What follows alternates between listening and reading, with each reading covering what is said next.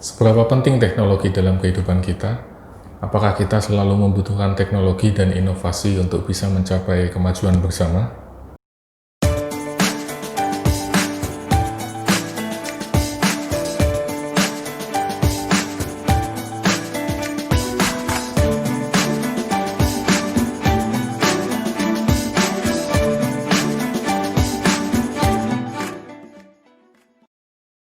Bismillahirrahmanirrahim. Assalamualaikum warahmatullahi wabarakatuh. Semoga teman-teman semua selalu dalam keadaan baik dan sehat semuanya. Di video sebelumnya, kita sudah singgung Being and Time yang merupakan magnum opus dari Martin Heidegger dan dipublikasikan tahun 1927. Kali ini kita akan bahas karyanya yang lain, yaitu The Question Concerning Technology yang dipublikasikan pada tahun 1954.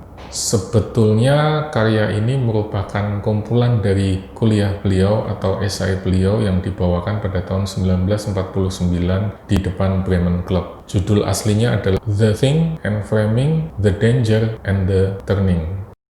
Martin Heidegger menggunakan kata-kata questioning karena menurut beliau questioning adalah way of thinking. Questioning build a way. Jadi kalau ada orang-orang yang bertanya jangan dibungkam ya. Dalam hal ini Heidegger mempertanyakan apa itu teknologi. Dan untuk bisa menjawab pertanyaan itu dengan tuntas kita harus punya yang namanya free relationship dengan teknologi. Dan free itu akan bisa tercapai kalau kita open up our human existence to the essence of the technology.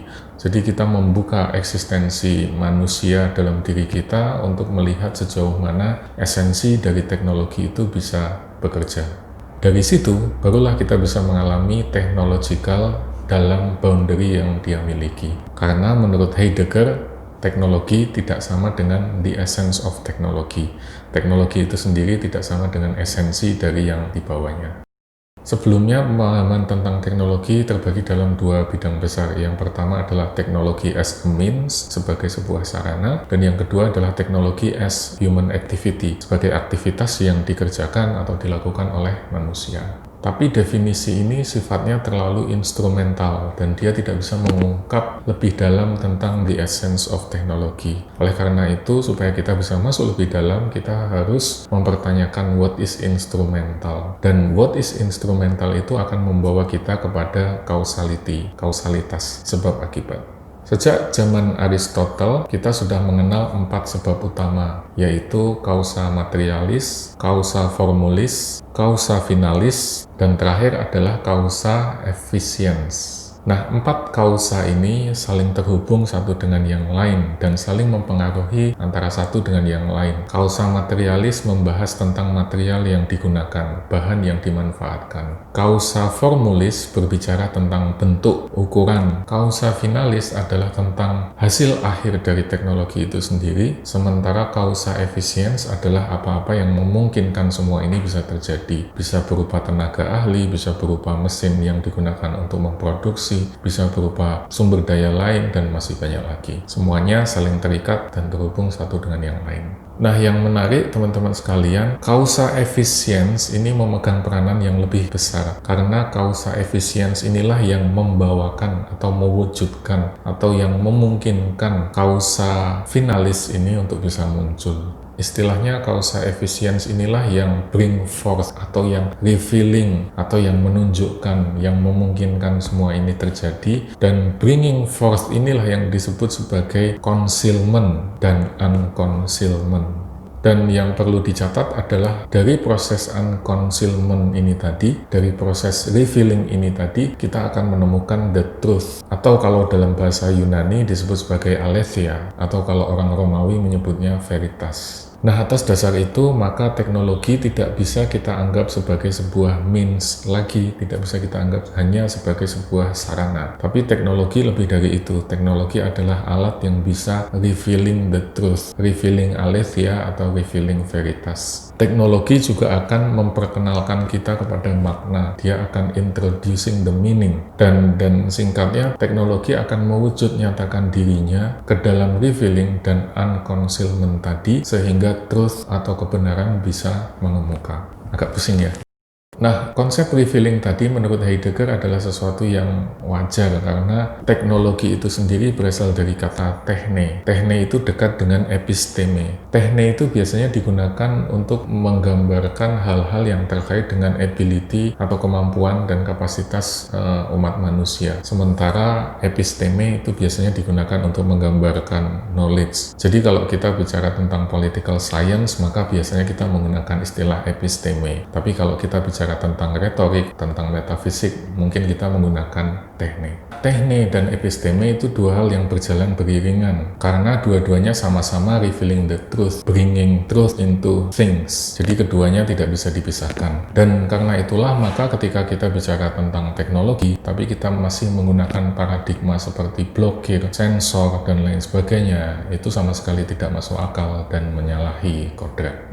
Pertanyaannya kemudian adalah apa yang membedakan antara teknologi konvensional sebelum adanya mesin, sebelum adanya internet, dan lain sebagainya dibandingkan dengan teknologi modern yang kita nikmati saat ini misalnya. Nah, Heidegger berpendapat bahwa revealing the truth antara teknologi yang tradisional dengan revealing the truth teknologi yang modern itu sama sekali berbeda. Dalam teknologi tradisional, revealing the truth lebih bersifat poesis, art of making, jadi seperti seorang craftsman, seperti seorang pengrajin yang berusaha untuk membuat atau menghasilkan sesuatu. Tapi dalam konteks teknologi modern, revealing the truth lebih berupa challenge. Jadi kalau menurut Heidegger, revealing the truth dalam konteks teknologi modern adalah tentang bagaimana kita memunculkan energi, melepaskannya, kemudian menahannya sebagai kapasitas yang disebut sebagai standing reserve atau bestan.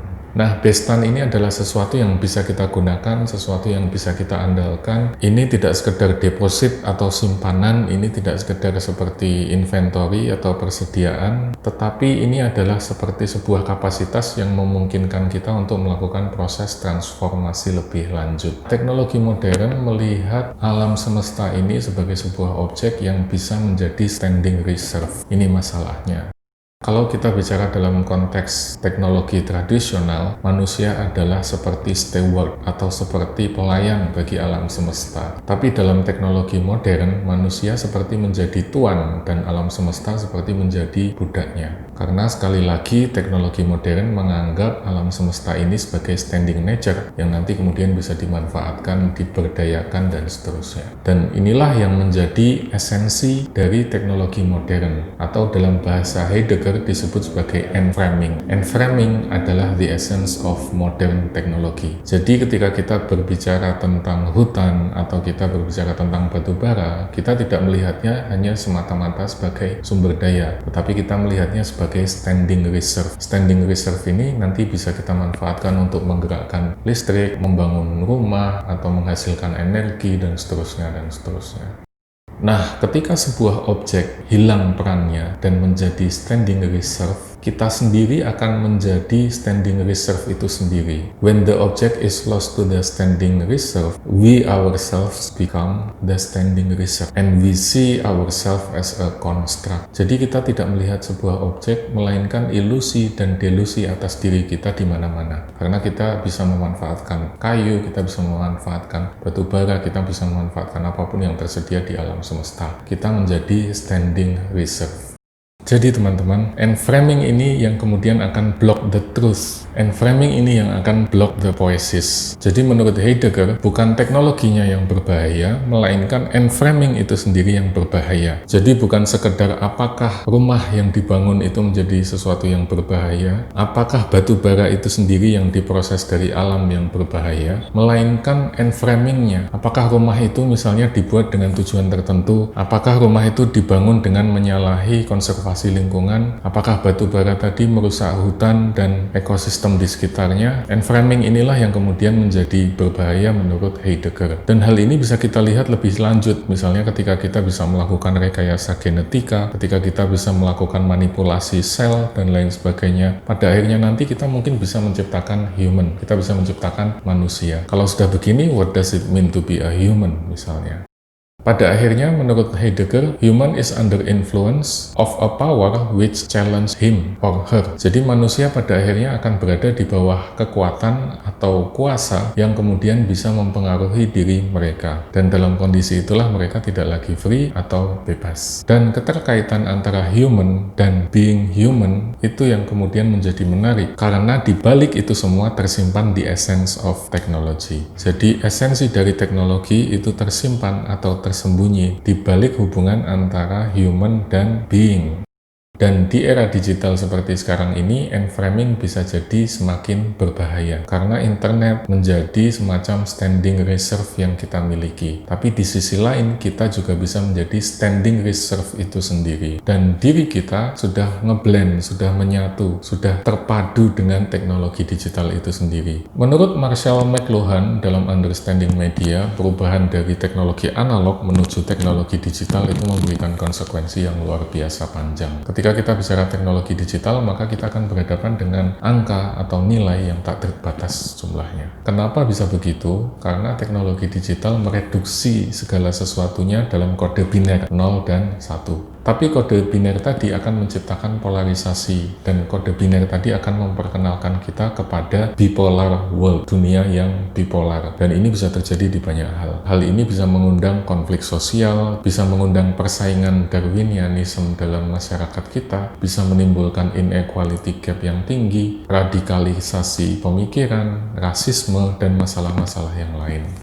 Tapi kembali lagi ke Heidegger, ia sama sekali tidak anti-teknologi. Justru sebaliknya, Heidegger mengajak kita semua untuk memahami the essence of teknologi. Apalagi ketika kita bicara tentang teknologi modern, kita harus paham bahwa the essence of teknologi modern itu adalah enframing. Dan kita harus paham apa enframing yang ada di balik sebuah teknologi. Jadi ketika kita berhadapan dengan teknologi modern, jangan hanya melihat teknologi itu sebagai sesuatu yang instrumental, kita gunakan, kita manfaatkan, dan seterusnya. Tapi kita harus bisa melihat lebih jauh dari nilai instrumental itu sendiri. Kemudian Heidegger juga mengajak kita untuk mengembalikan techne sebagai bagian dari technikon. Technikon itu tidak sekedar hasil karya yang dibuat oleh seorang pengrajin misalnya, tetapi lebih dari itu, technikon seperti art, seperti sebuah seni. Kemudian di dunia ini kita harus mempunyai mastery atau semacam keahlian untuk menguasai technikon tadi. Apalagi ketika kita hidup di dunia yang penuh dengan informasi seperti sekarang ini. Kita harus bisa membedakan antara what we know, apa yang kita ketahui, apa yang kita kuasai, dengan what we should know, atau apa yang seharusnya kita ketahui. Ini dua hal yang sama sekali berbeda. Dan satu hal lagi adalah bahwa the act of making art is the search for truth. Jadi perbuatan yang kita lakukan dalam rangka menghasilkan technikon, dalam rangka menghasilkan seni yang memanfaatkan mastery atau keahlian yang kita miliki, pada dasarnya adalah bagian untuk mencari atau mewujudkan kebenaran. Dan ini nyambung dengan bahasan kita sebelumnya bahwa human being pada dasarnya adalah interpretasi dari Dasein atau human being itu sendiri.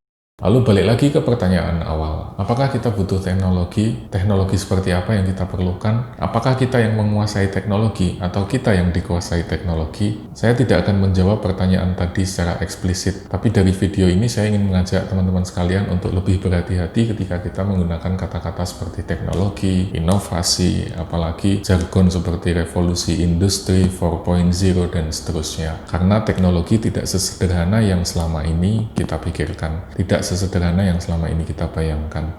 Oke, itu aja dari saya. Terima kasih sudah menyimak. Kalau ada pertanyaan, silahkan tulis di kolom di bawah ini. Billahi taufiq wal hidayah. Assalamualaikum warahmatullahi wabarakatuh. Ciao.